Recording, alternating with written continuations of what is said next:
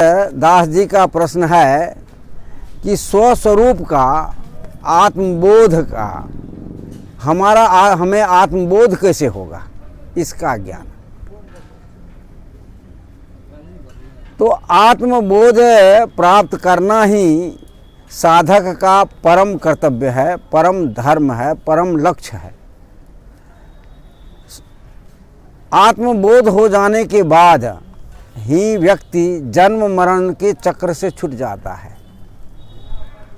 और आत्मबोध होता कब है? तो कहते हैं कि जब संसार से उसका समस्त विषयों से जब उसका मन निरुद्ध हो जाता है, एकाकृत हो जाता है, आत्मस्थ हो जाता है, तब आत्मबोध होता है। क्योंकि मन संसार में बिखरा हुआ है।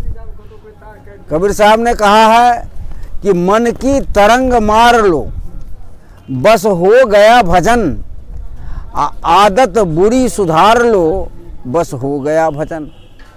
मन की तरंग मारो। अब मन में अनेक प्रकार की तरंगें उठती रहती है। मन ही के द्वारा मनुष्य सारा संसार में भटकता है। मन को व्यक्ति जीत लिया तो संसार को जीत लिया, सबको जीत लिया। और मन से हार गया तो वो संसार से हारा हुआ है, किसी से वो जीता हुआ नहीं है। कबीर साहब ने कहा मन के हारे हार है, मन के जीते जीत।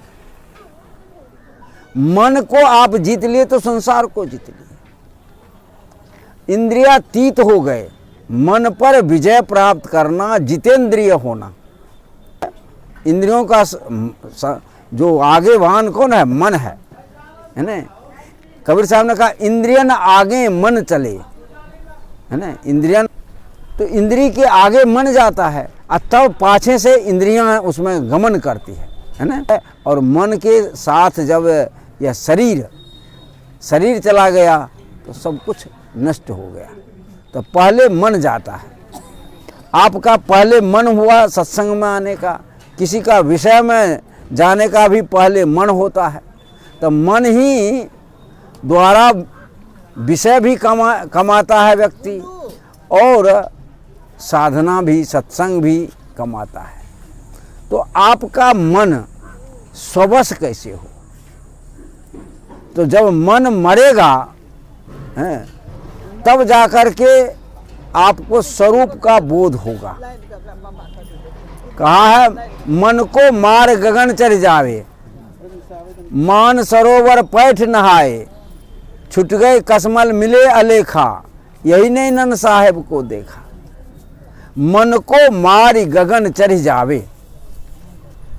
जब मन मरेगा तब आप शून्य स्थिति को प्राप्त करेंगे।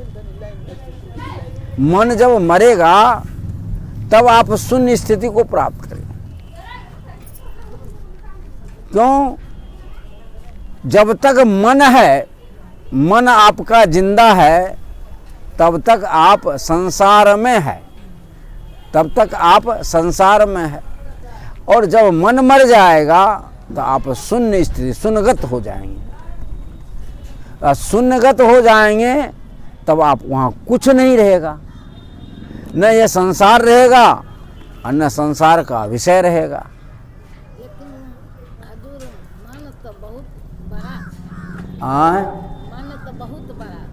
मन से मन बहुत बड़ा।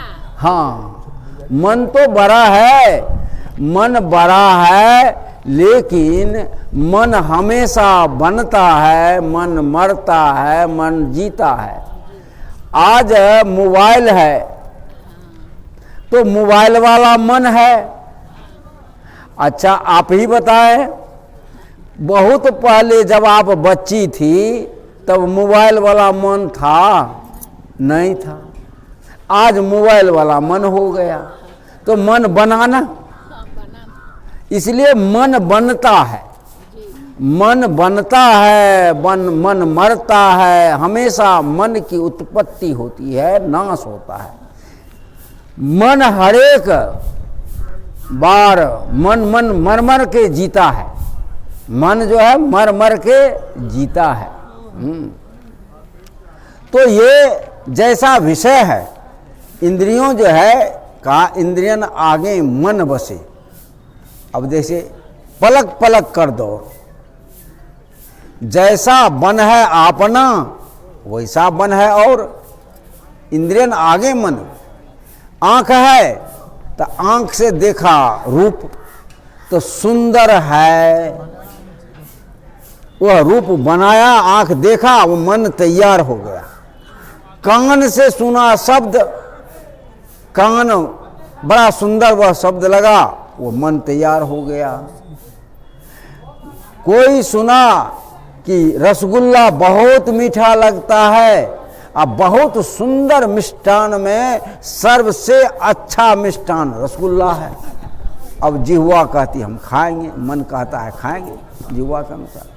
तो हरेक इंद्रियों के आगे, इंद्रियन आगे मन बसे। पलक पलक कर दो, हरेक पल वह दौड़ता है, हरेक पल, अभी इस विषय में, कल उस विषय में, हरेक पल वह बदलते रहता है। तो जैसा बन है अपना तैसा बन है, और यहाँ बन शब्द है का प्रयोग किया गया। यह शरीर जो है अनेक विषय इंद्रियाएं, काम क्रोध लोभ मोह अहंकार तृष्णा अवगुणों से भरा हुआ वन है, जंगल है। ये अपना यह जीवन है वह जंगल है, वन है।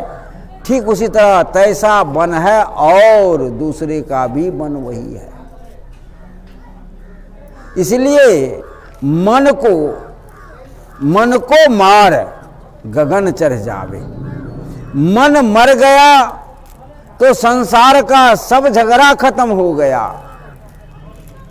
आज सास और बहू में झगड़ा है, क्यों है भाई? मन है तो झगड़ा है,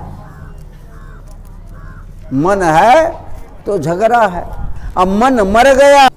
विद्यते हृदय ग्रंथि छिद्यन्ते सर्व संशयाः क्षीयन्ते तस्मिन् कर्माणि तस्मिन् दृष्टि परावरे। विद्यते हृदय ग्रंथि, हृदय का जब गांठ खुलता है, विद्यते हृदय ग्रंथि, हृदय की ग्रंथि जब खुलता है, तो विद्यते हृदय ग्रंथि, हृदय का गांठ खुला तो सारा जो पूर्व जन्म का जो संस्कार है उसका सबका क्षय हो जाता है। क्षीयन्ते तस्मिन् कर्माणि तस्मिन् दृष्टि परावरे। दृष्टि बने ज्ञान, जो नेत्र, दृष्टि बने नेत्र, उसका नेत्र जो है वह ज्ञान, आत्मज्ञान। वह आत्मज्ञान है, होता है कब? जब हृदय के सारा गांठ खुल जाता है, मन का सारा कलमश धुल जाता है, तब वह हृदय के गांठ खुल जाता है। उसका जीवन जो है निर्मल हो जाता है। निर्मल जन मन सो मोहि भावा। निर्मल, भगवान कहते हैं निर्मल जन मन सो मोहि भावा, मोहिन कपट छल क्षुद्र दुरावा। जो छल छद्म दुर है, कपट है, वह मुझे नहीं अच्छा लगता है, उससे हम दूर रहते हैं, वो हमसे दूर रहता है। लेकिन जो निर्मल मन है, वह तो जो निर्मल मन है वह तो मुझे भाता है। वो निर्मल मन वाले मैं ही हूँ, मैं निर्मल मन वाले हूँ। मन जो जिसका मन निर्मल है वही मेरे अंदर है, और उसी के अंदर मैं हूँ। तो आप अपने मन को तो निर्मल करो। कबीर साहब ने कहा यह मन तो निर्मल भया, यह मन तो निर्मल भया, जैसे गंगा नीर अब पाछे पाछे हरि फिरे, कहत कबीर कबीर।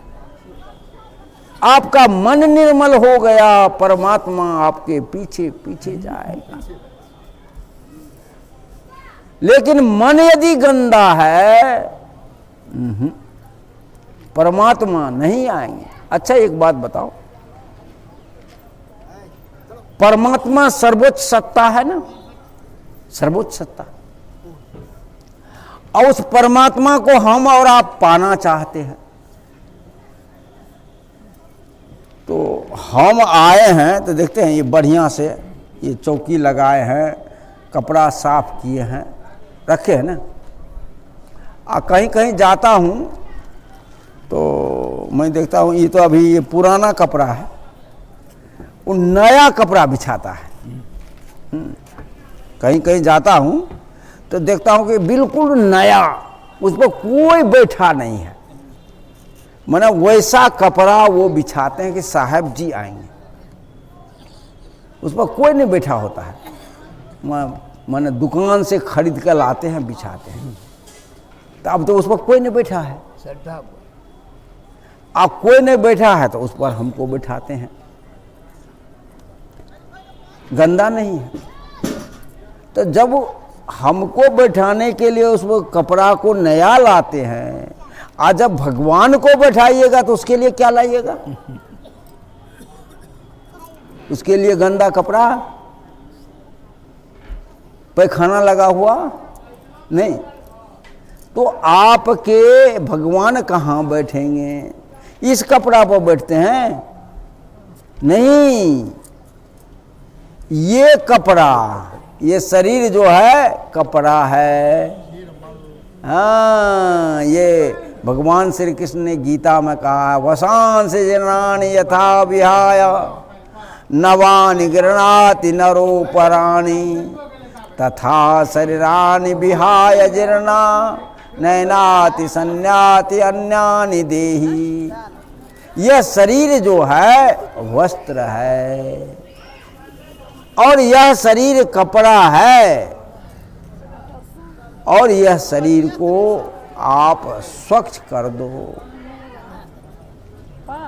शरीर निर्मल हो गया, परमात्मा वहां वास करेगा।